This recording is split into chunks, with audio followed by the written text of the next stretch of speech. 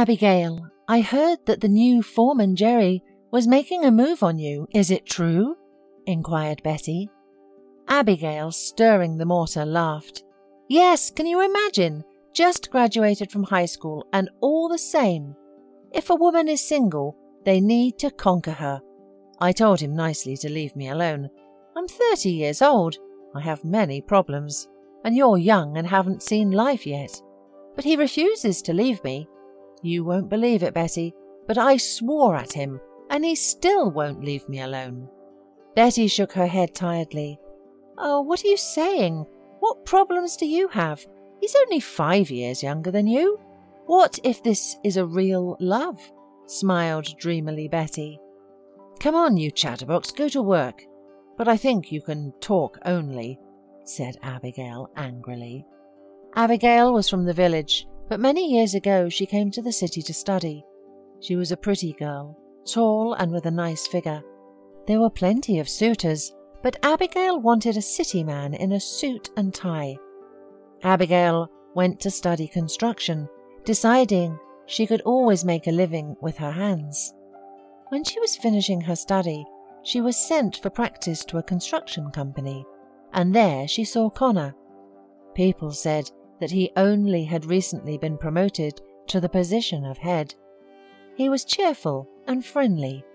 When the trainees crowded into his office, for some reason he turned his attention to Abigail. And this girl will be your leader. We have a new school building. That's where all of you will be practicing. Plastering, whitewashing, painting. All the things you've been taught in theory, and I'll be asking you for all defects, pretty girl. He wagged his finger jokingly. And somehow it just happened that they became close, with all the ensuing consequences. Abigail, in her naivety, was expecting him to ask her to marry him, but after the practice, Connor shook hands with everyone and thanked them for their good work. And then he just left. Abigail could not stand it and ran after him. Connor, may I ask you a question? What do you want? He asked grudgingly, stopping. Abigail was confused. What about me? What about us? Won't there be a wedding? Connor was stunned for a moment, then took her under the elbow and squeezed her painfully. There's no us and no wedding. I'm married, and we were just having a little fun together. If you don't want to embarrass yourself, forget about it. Goodbye, he said, and without looking back, left. A month later, Abigail was sobbing wildly on her mother's shoulder. Oh dear, what has been done can't be undone. Give birth and I will help. If God willed it, so it is necessary. We'll manage, don't cry. My grandmother was widowed early. She went through the Great Depression with 3 kids in her arms, and they all grew up and went out into the world.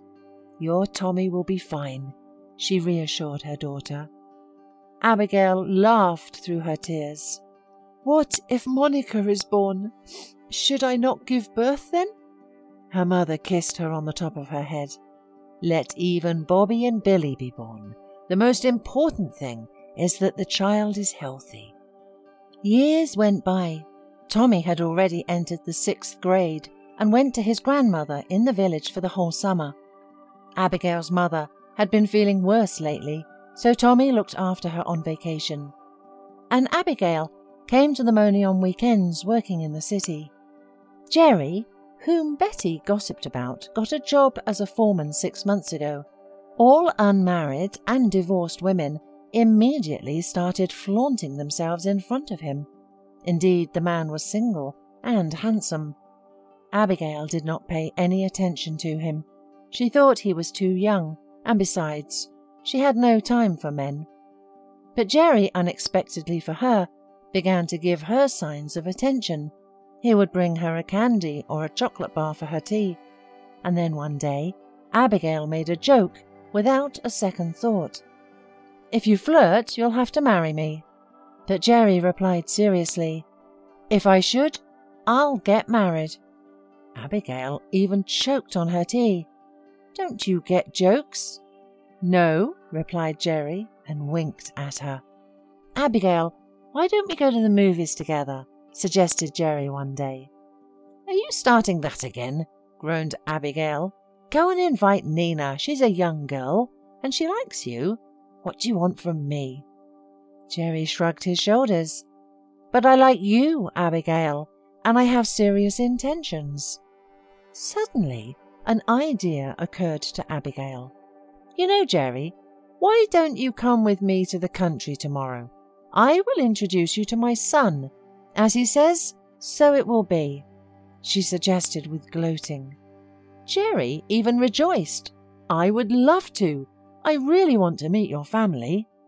Tom rejoiced at his mother's arrival, but looked at the guest with suspicion, and Abigail, wishing to drive Jerry away from her once and for all, began to load him with work.